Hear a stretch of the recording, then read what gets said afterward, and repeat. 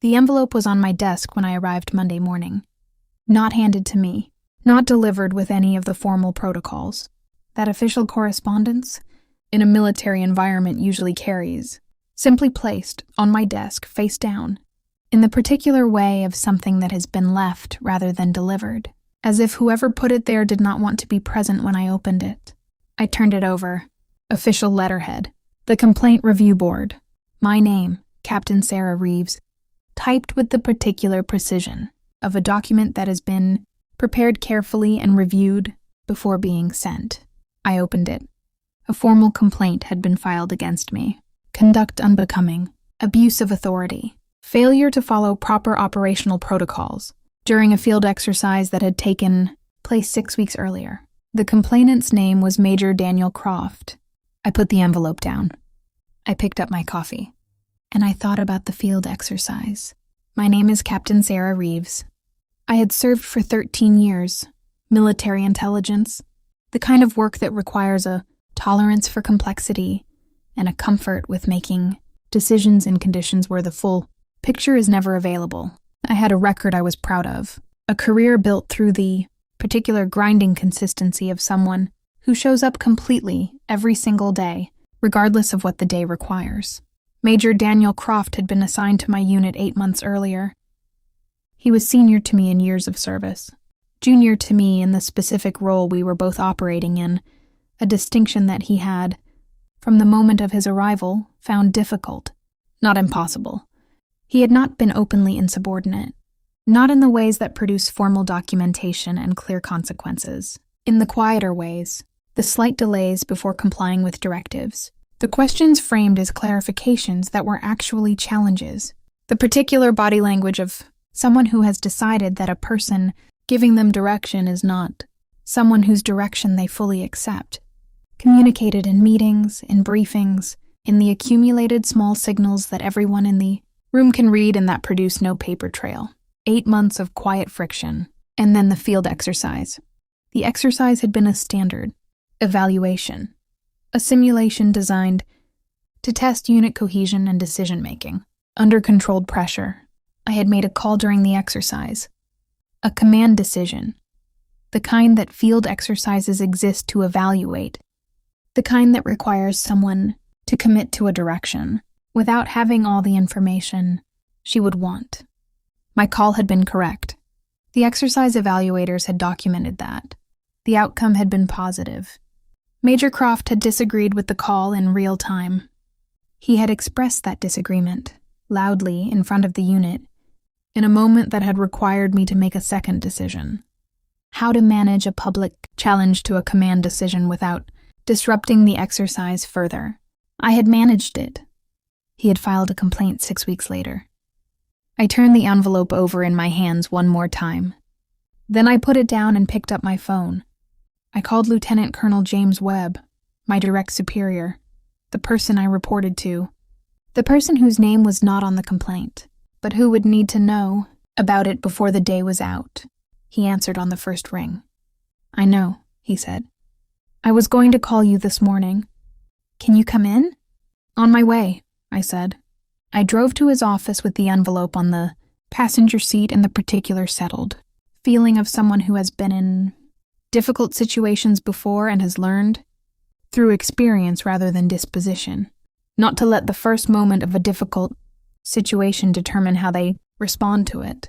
I had been here before.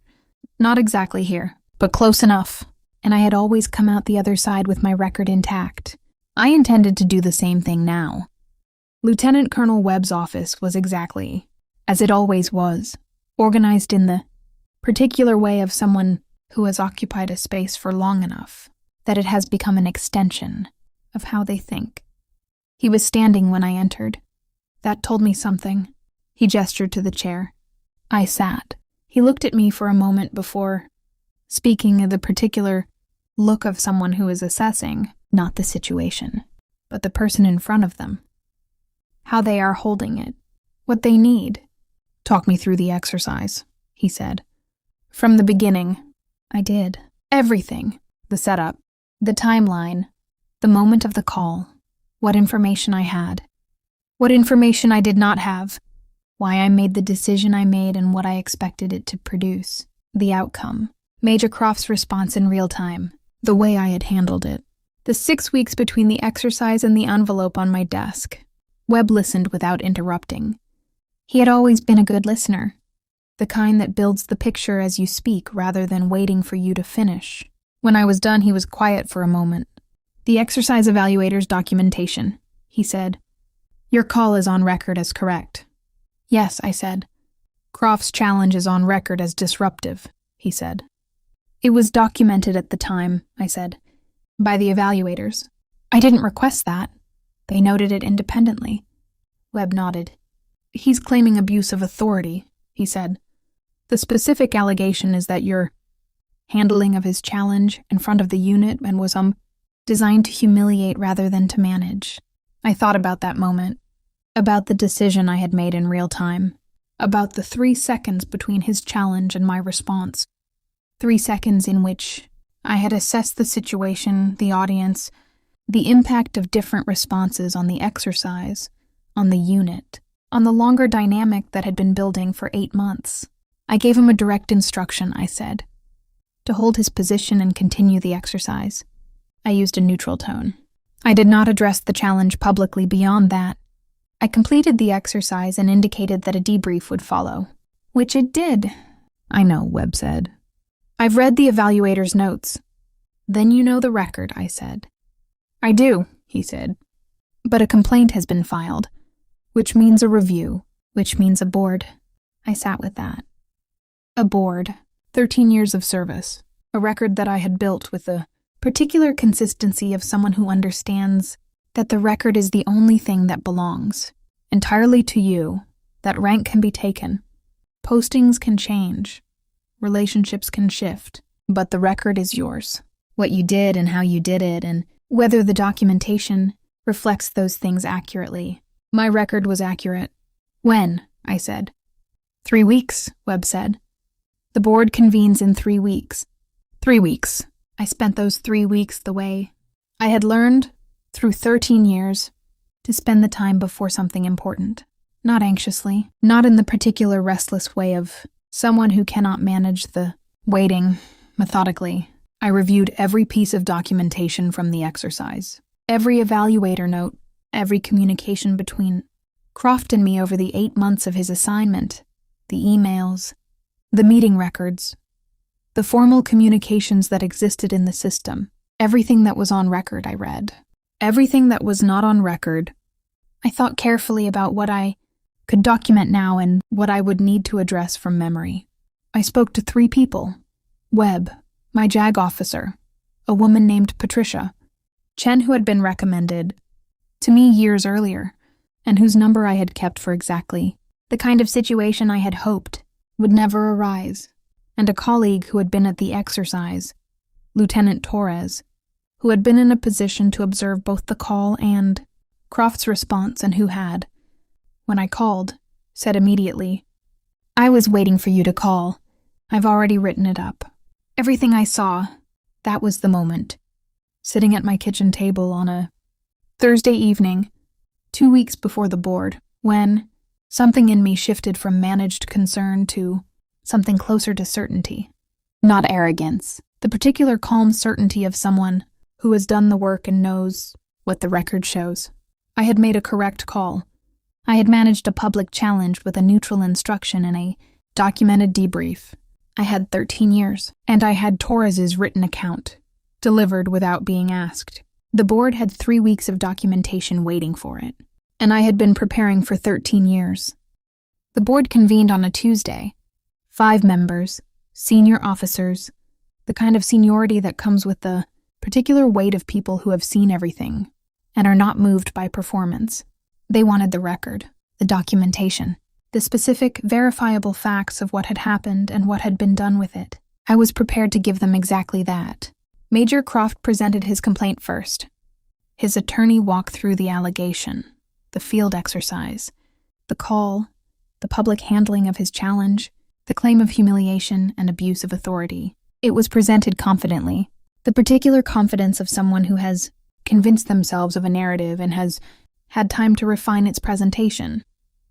When it was my turn, I presented the documentation, not with drama, not with the performance of someone who wants the board to feel something on her behalf, with the particular precision of someone who has learned that the most powerful thing you can bring into a room where your record is being questioned is the record itself. The evaluator's notes, documenting the correct call, documenting Croft's disruption independently, without my involvement, the communication record, 8 months of emails and meeting notes that showed consistently a pattern that the single complaint did not represent accurately. Torres's written account, detailed, specific, from someone who had been there and had seen both the call and the challenge and the instruction that followed.